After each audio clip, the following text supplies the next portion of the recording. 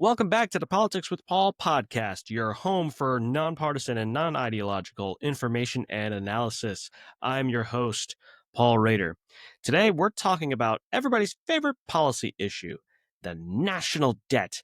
Hooray for fiscal irresponsibility. What is the history of the national debt? What makes up our national debt? How is it viewed as a campaign issue? Why is it so difficult to cut spending? And is a balanced budget amendment to the U.S. Constitution on the horizon? All this and more is on tap for today's episode. But first, the national debt crossed $36 trillion at the end of 2024. Yes, with a T, not a B or an M, $36 trillion. Every time we get around to crafting the budget for the U.S. government, the ballooning national debt becomes one of the most pertinent center stage issues in politics. Despite this, the debt has been climbing for decades and decades and has now reached astronomical proportions. Now, as with any other policy issue, the national debt becomes a highly charged debate. Democrats blame Republicans, Republicans blame Democrats, and so on.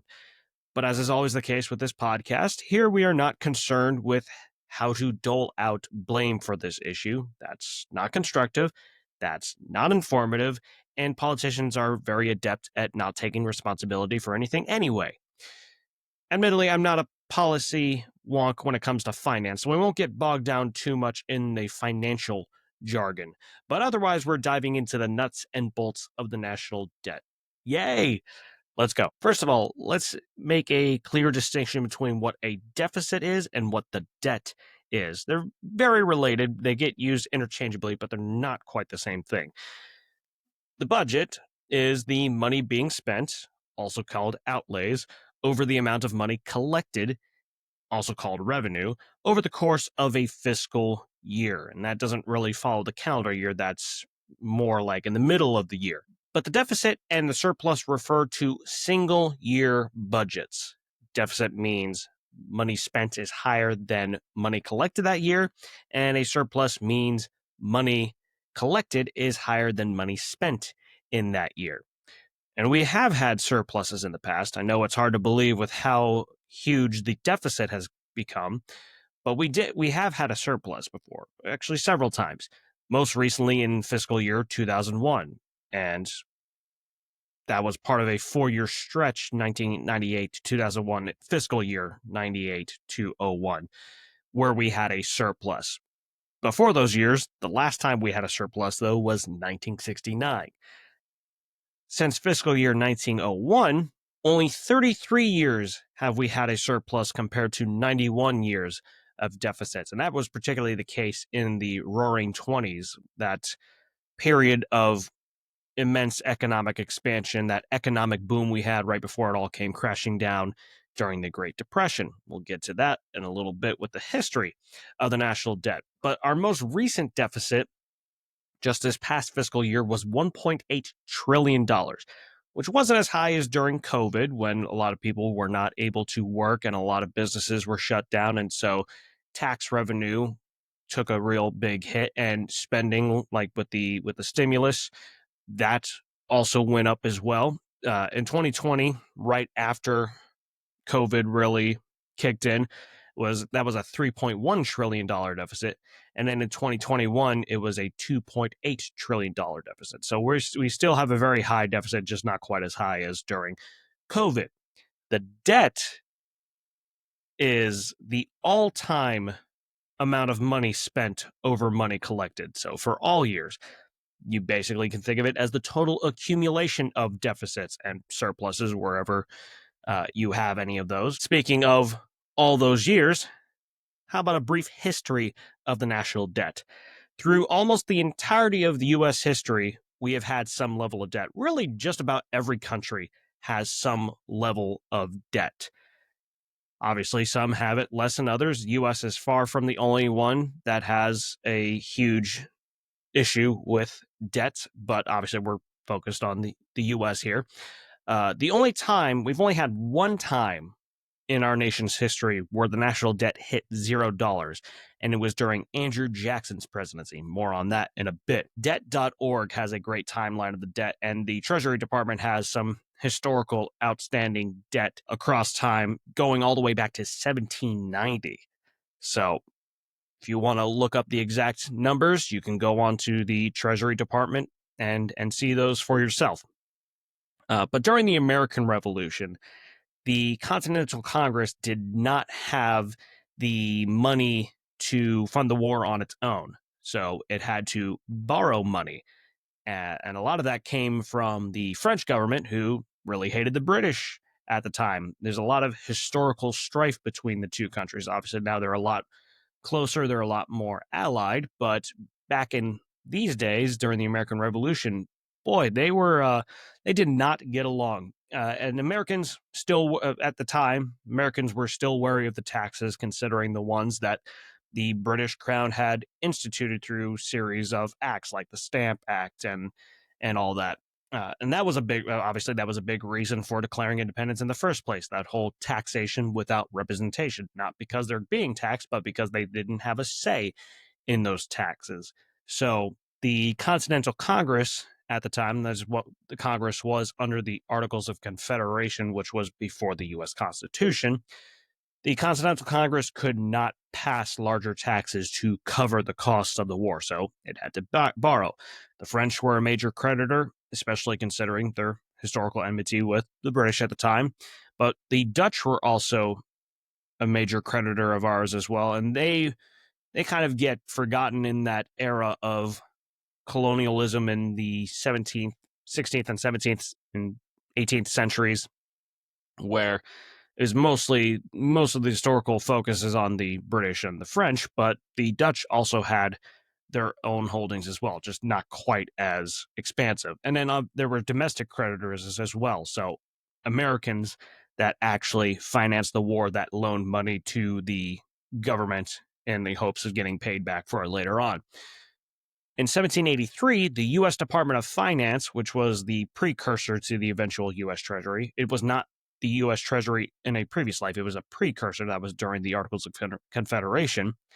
They reported $43 million of debt at that point, which obviously today, in terms of government expenditures, that basically is chump change. But back then, that was a lot of money. Got to account for inflation over the course of 250 years, give or take. And then fast forward to the War of 1812, which caused debt to further skyrocket because wars are very costly. And that went from about 45.2 million to 119.2 million by September 1815. War of 1812 actually went longer than 1812. And the U.S. Treasury issued bonds to pay a portion of that debt. Now, fast forward another 10 to 15 years, and we get back to what we mentioned earlier, Andrew Jackson. As was said earlier, the only time the U.S. ever fully paid off its national debt was during Andrew Jackson's tenure. For him, addressing the debt was a major focus for him. I forget the exact wording he used, but called it basically one of the greatest evils that the nation faced. And he largely financed this by selling federally owned Western lands and blocking spending on infrastructure projects. He was the first president to really make use of the veto power of the president. But he basically thought that the national government should barely, if at all, spend anything on, well, really most things, but especially infrastructure. He was very much a states need to handle this kind of thing. He thought that it was not constitutional for the federal government to step in on all these things. He was a very strong proponent of decentralizing just about everything, and that's why he fought those national infrastructure projects and also a national bank, the second bank of the United States. But shortly after Jackson left office, state banks began printing money and offering easy credit, and then land values dropped, and then so that's when the debt started going up again. And then you fast forward to the Civil War, which significantly increased debt. It's estimated to have cost about $5.2 billion That the debt went from about 65 million to 2.6 billion. And then post-Civil War decades, it's still in the 19th century, they saw other major economic issues contributing to the debt as well. Not necessarily the whole time, but they had several major issues then. There's post-war inflation, Europe's financial struggles, even though the world wasn't so globalized and interconnected economically at the time, it was still getting that way more and more. Panic of 1873 that saw the collapse of a major bank and a quarter of the country's railroads, which that bank had invested in. The New York Stock Exchange was sinking, unemployment was rising, and then later on you had the Panic of 1893, which was a huge reason why William McKinley won the presidency in 1896. Panic of 1893 at the time was the worst U.S. economic crisis, and it wouldn't be supplanted until we had the Great Depression. Speaking of the Great Depression, which affected the whole world, came on the heels of the Black Tuesday stock market crash, but there were other factors that combined and contributed to the whole issue. A lot of times the stock market gets focused on as if it was the only thing that caused it. Was not the case. There was overproduction of goods. There was rampant and irresponsible financial speculation, an enormous increase in the money supply by the Federal Reserve, and then the Smoot-Hawley tariff. These were happening. A lot of these things were happening during a time of great economic prosperity during those roaring 20s that we mentioned earlier. And income inequality grew considerably, and these New Deal programs that were instituted in the wake of the Great Depression required a lot of government spending, and so the debt grew to $33 billion. Remember, at the height of the Great Depression, there was 25% unemployment, so there was a lot less tax revenue coming in. So it meant there was a lot more spending than a lot more money being taken in. That before anybody says anything, though, I'm not saying that the New Deal was a good or bad program. That's for you to decide. That gets into biased territory, whether you support it or not. That's not what I'm getting into. You can decide that for yourself. But I'm just saying during the time, the national debt skyrocketed. World War II, we move on to at the end of the Great Depression. U.S. lent Britain and other countries money to pay for their military costs. And then when the U.S. jumped in, it spent a lot on its own military when it got involved, and so the debt went up to $285 billion. Then the post-World War II growth saw some reduction of national debt, that 1950s boom in the economy, so there was a lot more money being taken in. So we did see some surpluses at that point, but the Vietnam War and the Great Society programs during the Lyndon B. Johnson administration, that also increased the debt, and that included also the conception of Medicare and Medicaid, which are some of the biggest programs we spend money on these days, along with Social Security and defense spending. And in the 1980s, the increase in defense spending and tax cuts led to debt reaching $2.7 billion. And, $2.7 trillion. And then even with tax increases and a reduction in defense spending in the 1990s, the debt still reached $5.6 trillion by 2000. So it wasn't simply just, if you cut or increase defense spending and then you decrease or increase tax cuts, that makes the debt go lower. We've had instances where both of those instances, flipping them on their head, they both led to debt increasing. And then by 1990, $3.2 trillion was the national debt. 2000 was 5.62 trillion, 2010 was 13.56 trillion, and then 2020 was 27.74 trillion dollars, and now today we are over 36 trillion. Now that history lesson is out of the way, how about how the budget is actually made by the US government? So budget planning actually begins a year before the budget is to go into effect. So here's a step-by-step basic rundown of how this works. Step 1, federal agents create budget requests and submit them to the White House Office of Management and Budget, the OMB, and that's where you see a lot of those analyses of how much a how much a budget is going to be, how much all this spending is going to be. Step 2. OMB refers to the agency's request as it develops the budget proposal for the president. Number 3.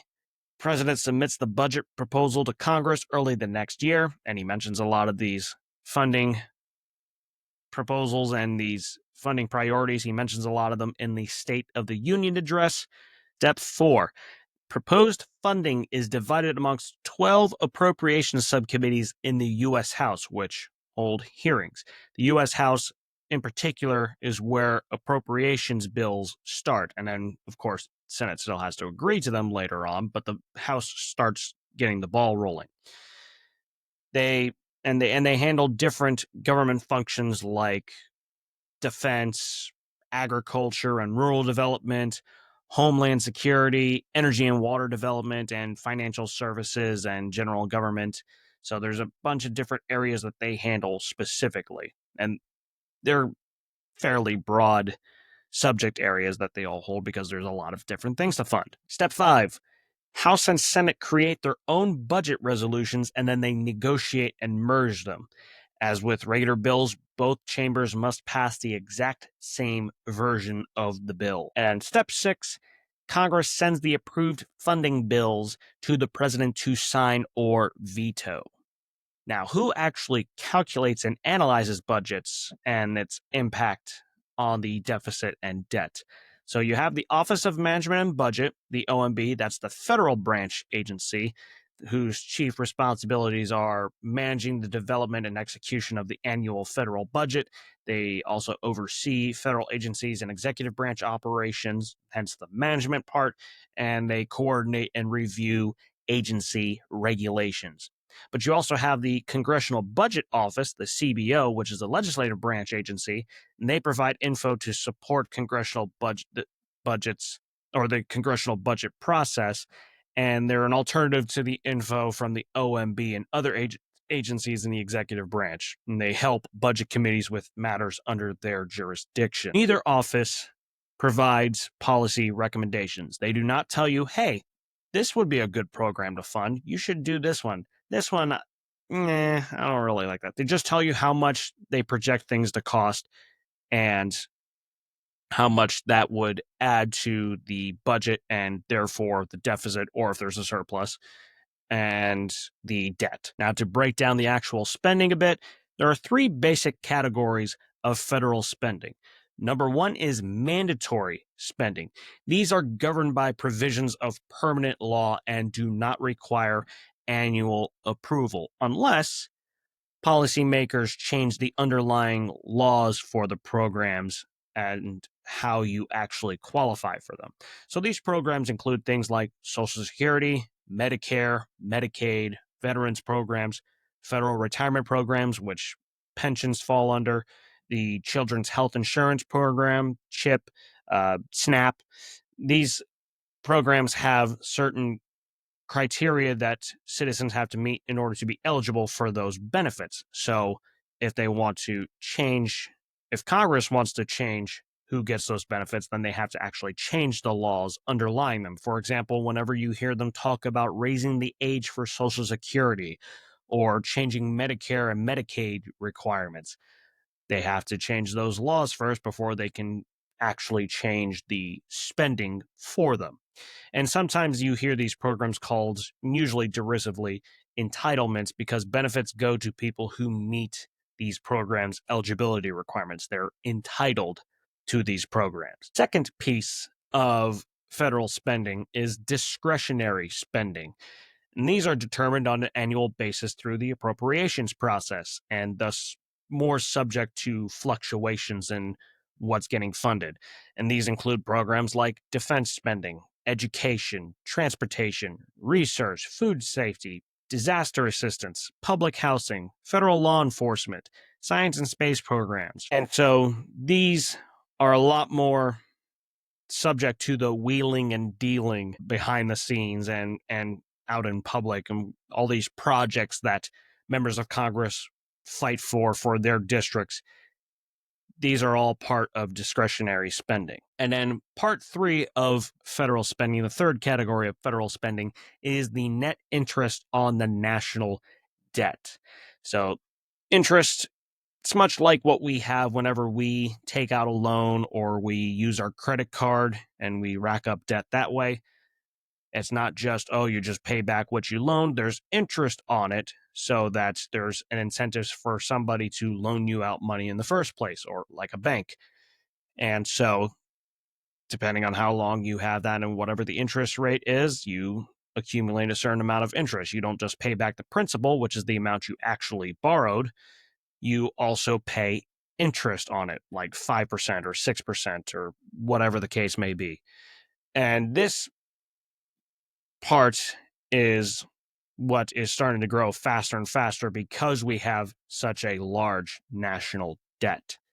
Not that the other categories of federal spending are not going up as well, but the net interest is something that can be easily forgotten because it's not having a specific program attached to it. Now, we had to get through the actual general overview of the budget so we can actually get to this part, which is what makes up our debt. To pay for government expenses, federal government doesn't just have tax revenue, but they can also borrow money. And the creditors who the money was borrowed from, quote unquote, own the debt. And there's two main types of debt. There's intragovernmental debt and the debt held by the public. The intragovernmental debt makes up about 20% of the total debt.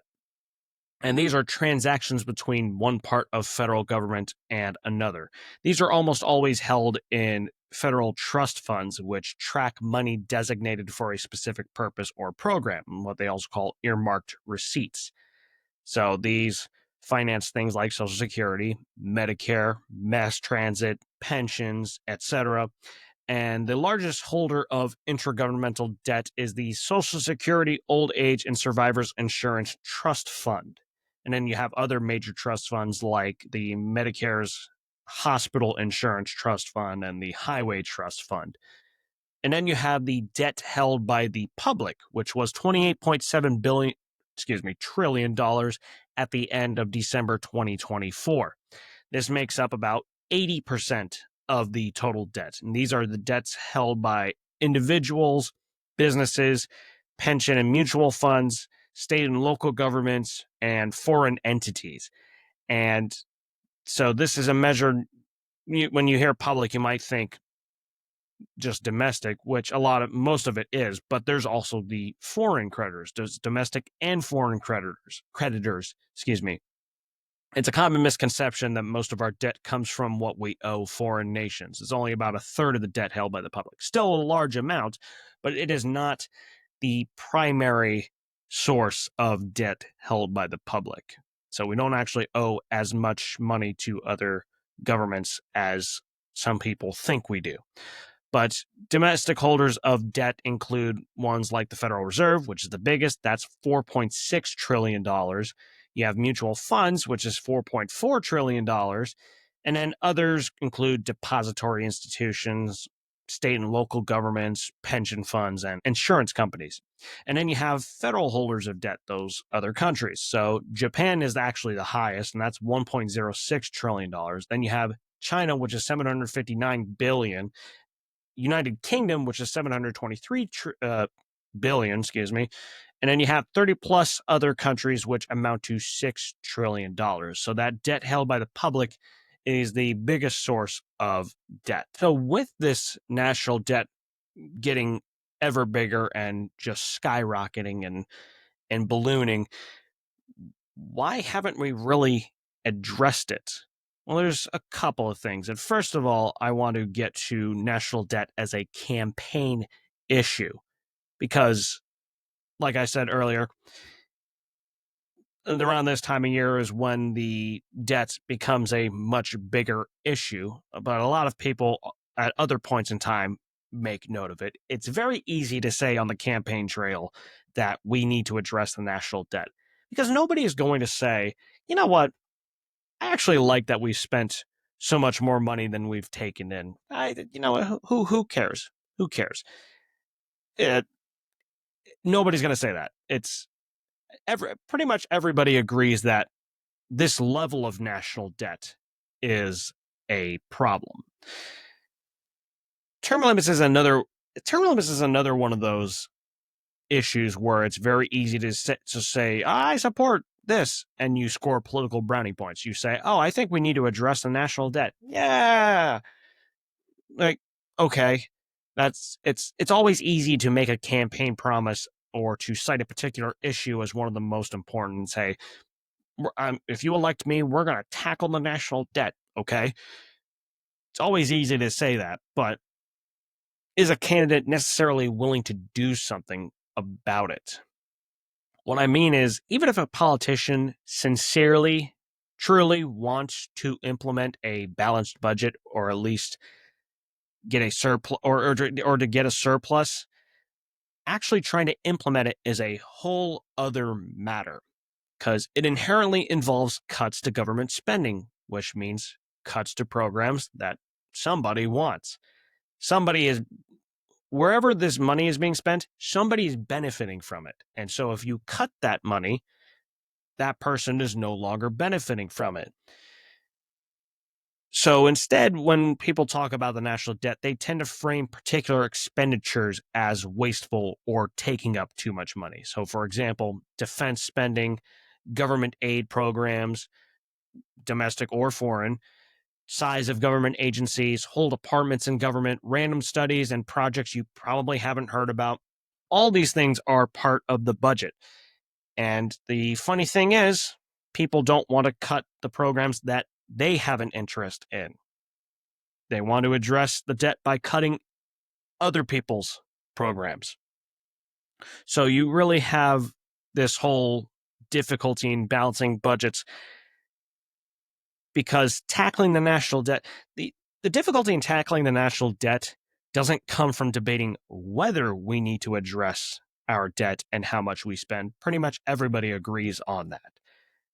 It comes from how we address those expenditures and what expenditures to address. I'm going to go a little bit more in depth about how we address those things, but which specific programs that we need to cut, you can decide that for yourself. But similar to how difficult it can be to stop spending on things we do in our personal lives, we go out to eat, we buy a new game, we go to a sporting event, all these things that we do for entertainment and relaxation. So too can it be difficult for the government to cut spending on the programs it's already paid for before and that it wants to pay for. Spending is often incredibly difficult to cut for. I mean, there's multiple reasons, but the basic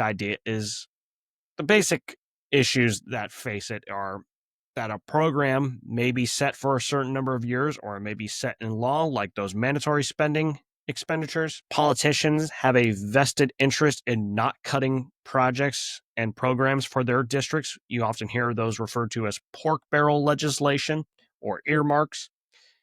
And then voters and groups want to press politicians to not cut projects or programs that they want, because if they do lose some of that funding and a politician either voted to cut that program or they didn't fight hard enough or whatever the case may be, those voters and groups are going to either berate that politician and make them fight harder for it next time, or they're going to run somebody else that they think is going to be able to get those projects in that district.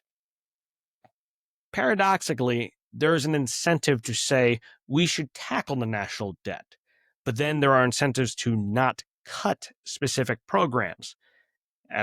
435 U.S. House reps, 100 U.S. senators that are fighting for their specific projects that they want. And funny enough, nobody wants to cut the projects that are going to their district. So if we go back to the mandatory versus discretionary spending, there's a lot more mandatory spending than discretionary spending, and it's become a greater part of spending, in part because of more people getting into old age. So there's more spending on things like Social Security and Medicare. And then older people who fall under a certain line economically, they might also be eligible for Medicaid. So mandatory Remember, it's already set in stone, so lawmakers would need to rewrite the laws to change spending. So, raising the age of Social Security, changing Medicare, Medicaid requirements, or SNAP benefits. Because it's already set in law, a lot of times there is less incentive for the government or for Congress to cut it because of the potential blowback. Also, these services are for low and or fixed income people. And then with the discretionary spending, which is subject to annual appropriations, there will be a lot of fighting by members of Congress to get their projects funded. And if members of Congress don't get these projects funded, interest groups are not going to support them, and they're going to probably run a candidate against them, whether they're same party. I mean, usually going to be the same party, but might not be. They can also be affected by state and local government expenditures.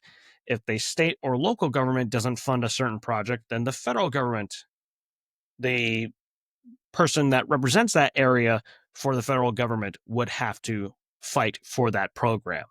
So you can't necessarily pawn off projects to state and local governments because they have their own budget considerations, such as balanced budget requirements and political factors that are specific to that state or that district.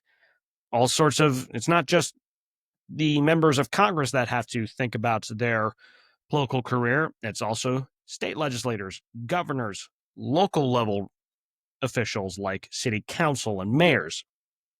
So, but what about instead of cutting spending, how about you raise revenue to offset spending? So you can raise taxes, but politically that is often a bad idea. As soon as somebody hears you say raise taxes, many citizens are inherently anti-higher tax, regardless of what it's for. And then if you raise taxes on higher income earners, they might push back by funding other candidates or running ads against you.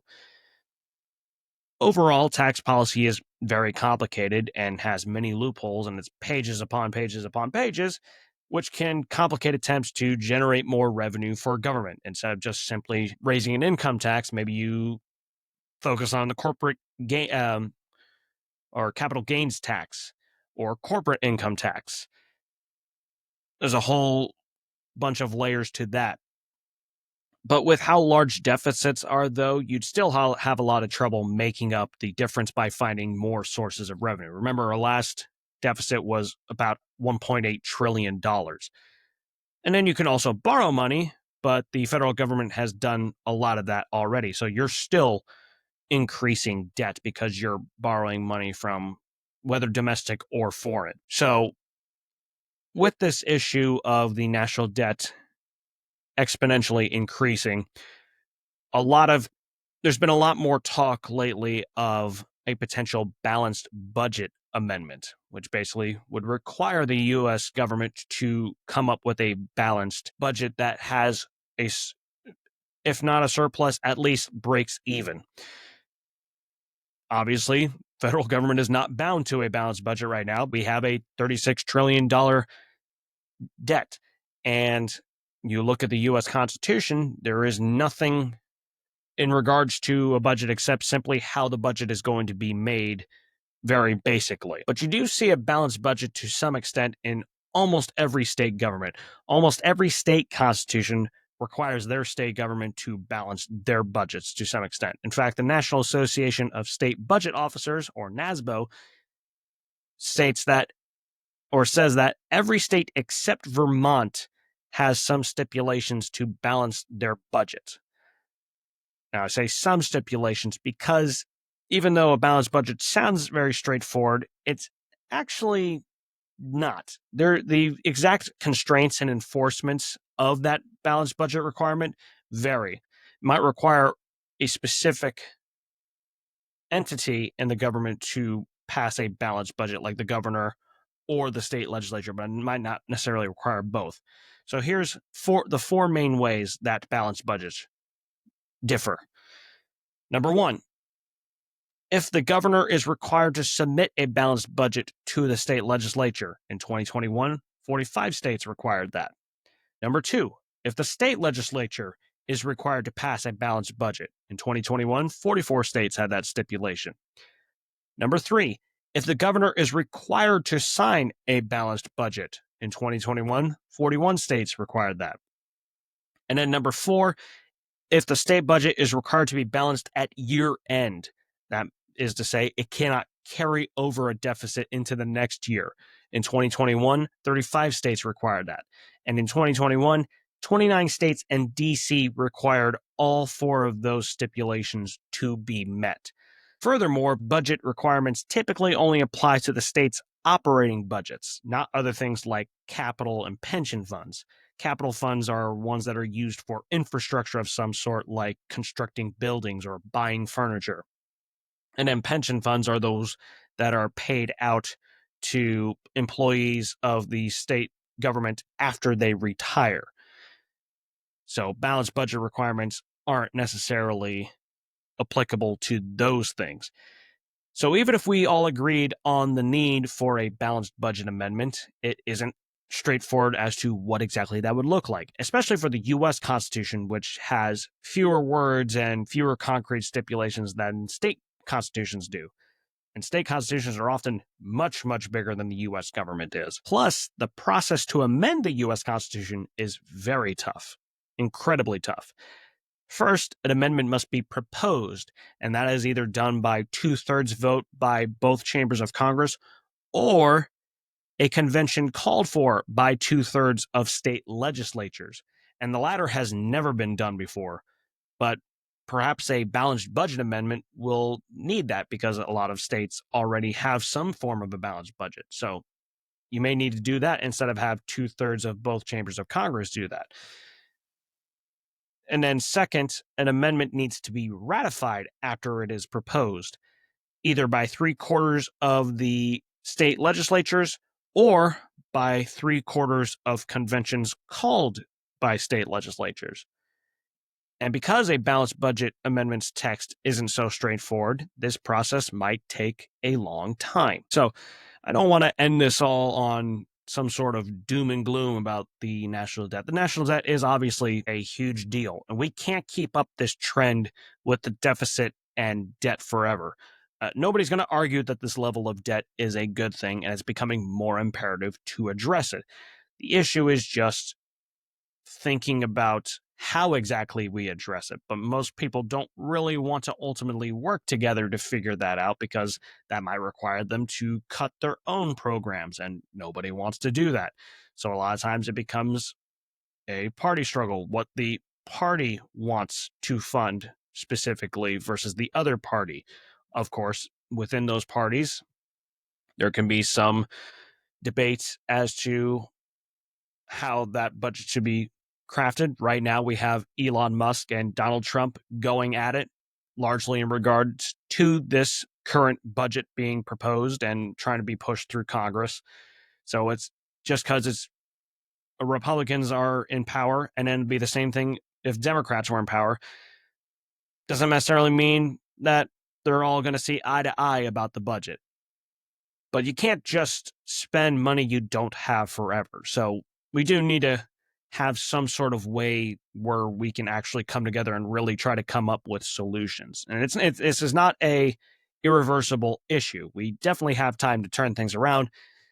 It's just hopefully people will, for once, actually try to sit down and think about how we best address this debt. But there's a lot of interest at play here because you're talking about a whole budget for the US government. And state governments and local governments, they all have their own budget battles that they deal with too. And sometimes they get just as acrimonious as well. Whenever it comes to money, things tend to get a lot more heated.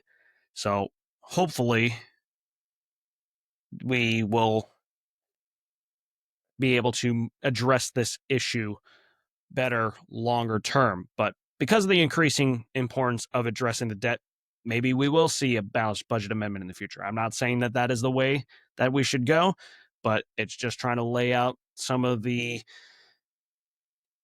ground rules. That's not the word I'm looking for, but basically laying out some of the parameters of that debate as well. Because, like many things in politics, it is a lot more complicated than it is sometimes made out to be. So, hopefully, at some point, we will be able to effectively tackle the debt in our nation. But how exactly we do that? Well, I'm not going to pretend like I have all the answers to that either. But hopefully we come together a little bit more to figure things out. But in any case, that is going to do it for today's episode. As always, thank you so much for listening. Please like, comment, subscribe, and share. I have this podcast on YouTube, Spotify, and Apple Podcasts. And so please get the word out about it. It's in the show notes, my Facebook, my LinkedIn, my educational email course, about 5-6 days, technically 6 days, about how we can more effectively depolarize the political climate in America and some of the mistakes we accidentally make in attempting to depolarize, which can actually make polarization worse, and how we fix those mistakes. My book on Amazon, Why Independents Rarely Win Elections and How They Could Become More Competitive, and a couple other things as well. So, as always, thank you so much for listening, and until next time, take care.